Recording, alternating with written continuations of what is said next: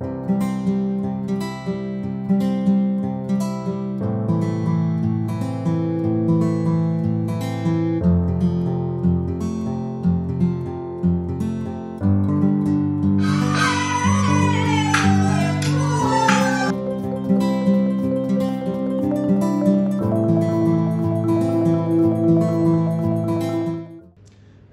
la famille, j'espère que vous allez bien. Aujourd'hui le temps est super beau. Devinez quoi? On va apprendre à se présenter, c'est-à-dire connaître le nom, le pays, la profession, ok? Et regarde cette vidéo jusqu'à la fin parce que j'ai une note très importante à faire en cette vidéo qui est à connaître, ok? Car on utilise ça très souvent au quotidien.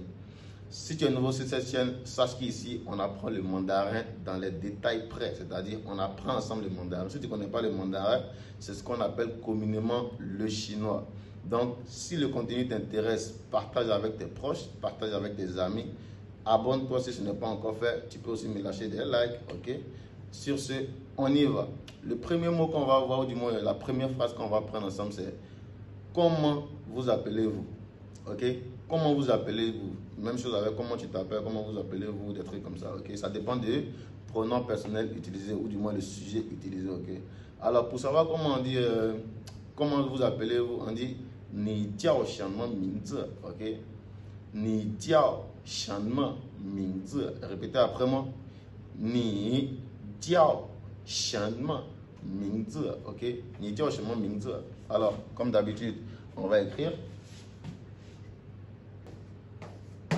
Ok, comment vous appelez-vous? Ça donne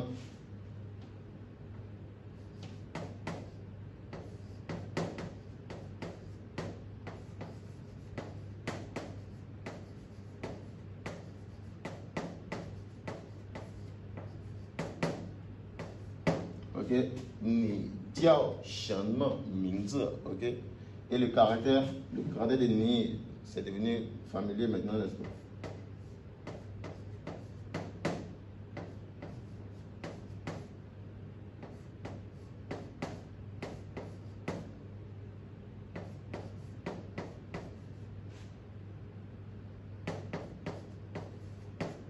Ok, Ni jiao shenme mingzi.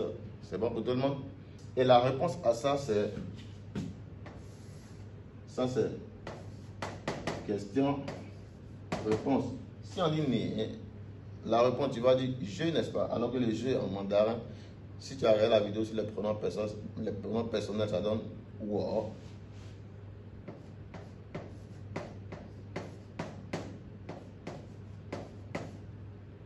Wo jiao. Ok. Wo jiao Qiaorui. Je m'appelle Qiaorui. Qiaorui, c'est mon nom chinois.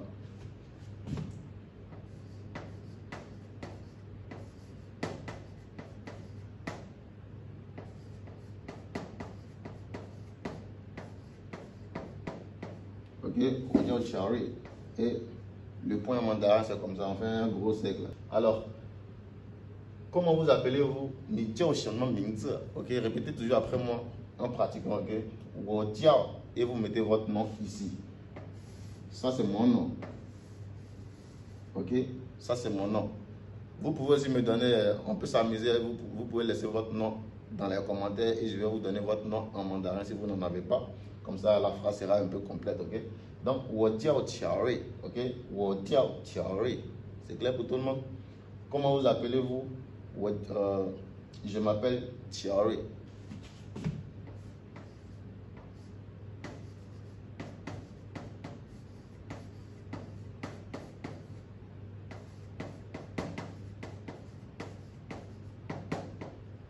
Je m'appelle Qiaorui. Ok, ça va pour tout le monde? Ni jiao shenme mingzi. Wo jiao Qiaorui. C'est clair pour tout le monde? Donc, si tu t'appelles par exemple Bintou, tu vas dire wo jiao Bintou. Si tu t'appelles par exemple Mireille, tu vas dire wo jiao Mireille. Ok, si tu t'appelles David, wo jiao David. Donc là, c'est bon pour tout le monde? Tout le monde peut maintenant répondre à la question de Ni jiao shenme mingzi. Tu poses la question à ton ami, Ni jiao shenme mingzi. Lui, il va dire wo jiao shenme shenme. Ok. Alors, il faut savoir que le channement, lorsqu'il est utilisé dans une phrase, parfois il a plusieurs sens. Je vais vous donner 3 exemples et on va voir ensemble. Alors, voici 3 phrases où nous retrouvons le channement. Dans la première phrase, c'est ce qu'on nous venons à peine de voir.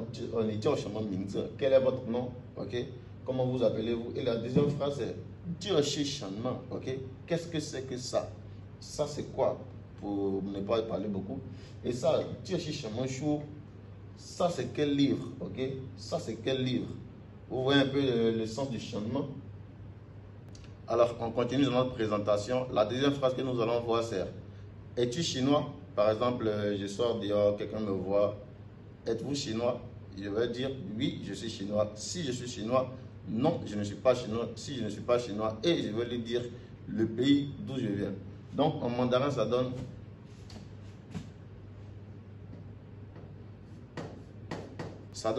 Ni shi Zhongguo ren ma. Zhongguo, ça veut dire la Chine. Ça veut dire la Chine. Et lorsqu'on met reine, quand on dit, par exemple, quand on dit quelque chose, genre le nom du pays et on met reine, ok, ça veut dire tu viens, tu es quelqu'un de ce pays. Par exemple, je viens de la Côte d'Ivoire. Woshi Côte d'Ivoire, reine, ok, ça veut dire je viens de la Côte d'Ivoire. Ça, c'était juste une petite parenthèse. La question qui se pose, c'est Nishi Zhongguo ren ma. Par exemple, un enfant me demande es-tu chinois, puisqu'ils sont innocents. Nishi Zhongguo ren ma, je dirais wo bu shi Zhongguo ren, wo shi Côte d'Ivoire ren. Ça veut dire la Côte d'Ivoire.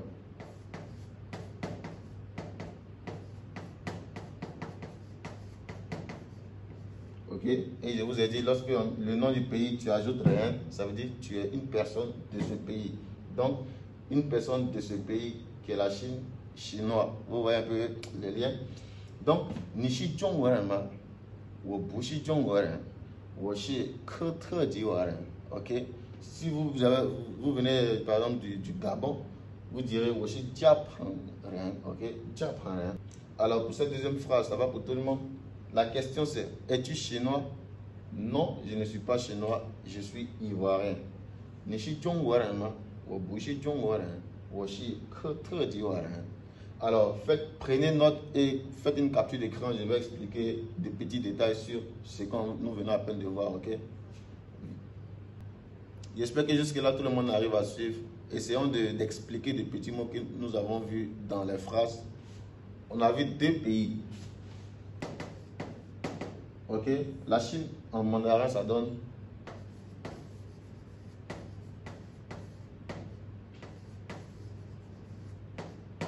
ok, et le caractère c'est comme ça. Ok, et ici c'est que dit voilà. Ok, et le caractère ça donne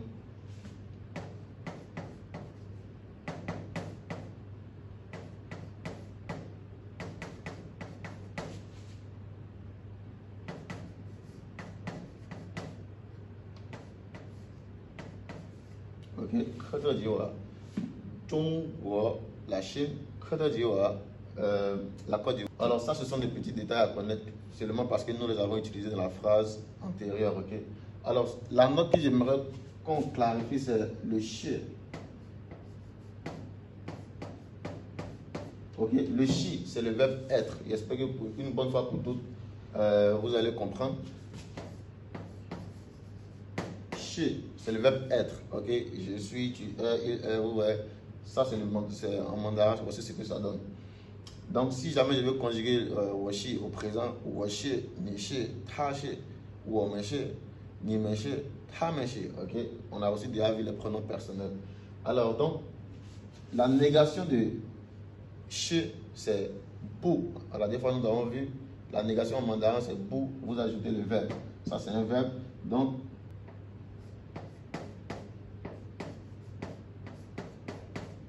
ok, la négation, voici ce que ça donne. Che, boucher.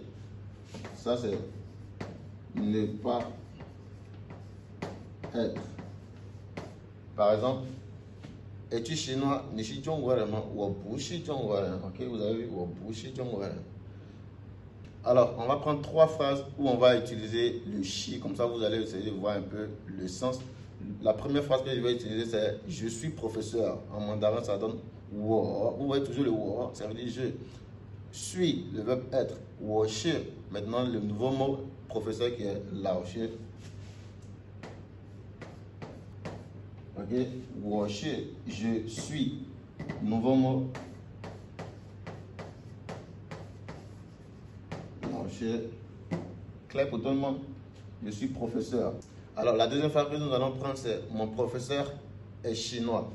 Donc, en mandarin, ça donne quoi? Si vous avez vu aussi la vidéo sur les pronoms personnels, nous avons suivi les pronoms possessifs.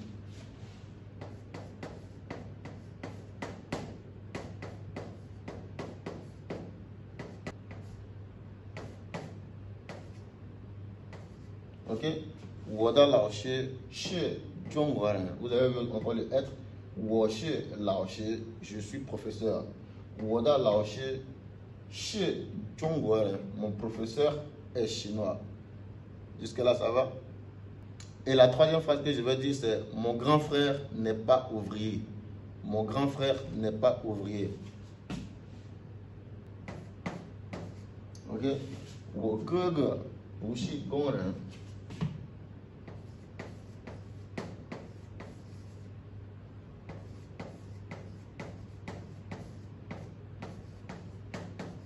Ok?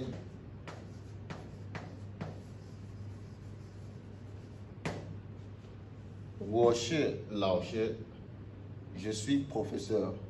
Wo da lao shi, shi zhongguoren. Mon professeur est chinois. Wo ge bu shi gongren. Mon grand frère n'est pas ouvrier. Ok? Ça veut dire. Ok? Mon grand frère n'est pas ouvrier.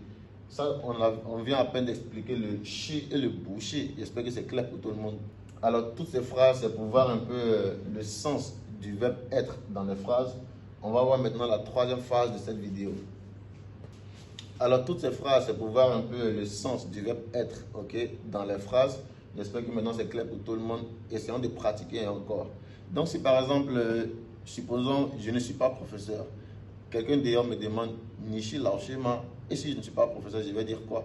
Wo Bushi Laoshi, Wo Shi Xueshan, ok?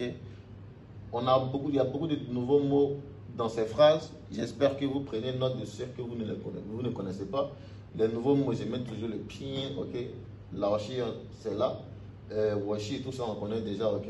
Donc, je vais mettre la phrase pour qu'on puisse bien voir. Ok, vous voyez, Nishi Laoshi ma, supposons que je ne suis pas professeur, qu'est-ce que je vais répondre? D'abord, je ne suis pas professeur. En mandarin, ça donne Wobushi Laoshi. Bon, maintenant, si tu n'es pas professeur, tu es quoi? Tu dis maintenant ce que tu es après Woshi. Moi, par exemple, c'est un exemple. Wobushi Laoshi, Woshi Xueshan. Je ne suis pas professeur, je suis étudiant.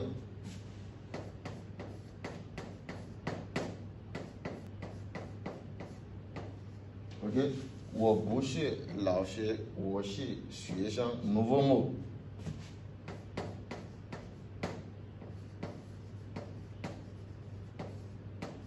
Ok, Xueshan, ça veut dire élève, étudiant.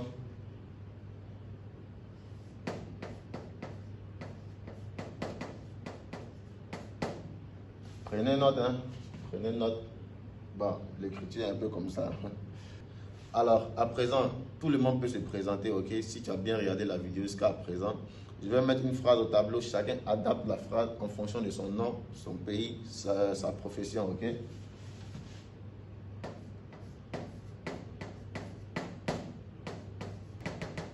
Ok? 我叫什么什么什么，我是什么什么什么，我是什么什么什么。Dans mon cas, 我是你们的老师。Qui a compris ça? 你们, vous, votre professeur. Alors ça c'est ma présentation à moi. Vous adaptez la formule en fonction de votre nom, votre profession, votre pays, ok? Vous les mettez en commentaire si vous voulez partager avec tout le monde. Sur ce, allons maintenant pour la notice que j'avais dit j'allais vous donner en fin de cette vidéo. Alors, la note en question, c'est à propos du bu dans une phrase. Le ton du bout à l'oral change en fonction de la syllabe qui vient juste après le bout. Ok? Donc, par exemple, la règle nous dit quoi? Le bout, lorsqu'il est suivi d'une syllabe qui a premier ton, deuxième ton, troisième ton, le bout reste pareil. Mais lorsque la syllabe qui suit le bout est aussi quatrième ton comme le bout, automatiquement le bout devient deuxième ton. Ok? Prenez note, ok?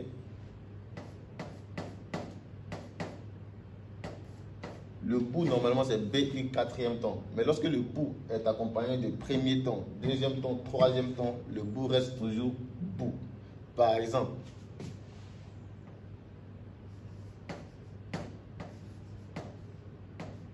ça, à l'oral, ça va dire bourg.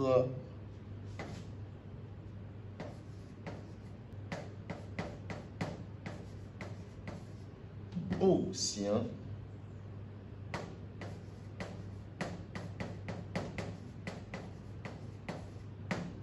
Bourg-sien, ok? Vous voyez, le bout accompagné de cela. La règle, c'est à l'oral seulement que ça s'applique, mais à l'écrit, ça reste toujours comme ça. Ok? Le bout accompagné du premier ton, ça reste bourg, bourg-sien, bourg-sien, ok? Bourg-sien, troisième ton. Maintenant, regardez maintenant la différence.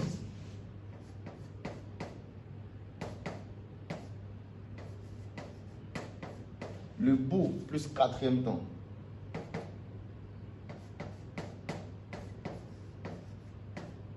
Le bout devient automatiquement deuxième ton. Pourquoi? Ok, vous voyez, ici, nous avons des syllabes à quatrième ton. Chi, hui, et puis che. À l'écrit, c'est toujours comme ça qu'on écrit. Mais à l'oral, lorsqu'on parle, le bout devient comme ça. Donc, vous allez entendre la plupart du temps lorsqu'on parle boucher, boucher. Ok? Il y en a beaucoup comme ça.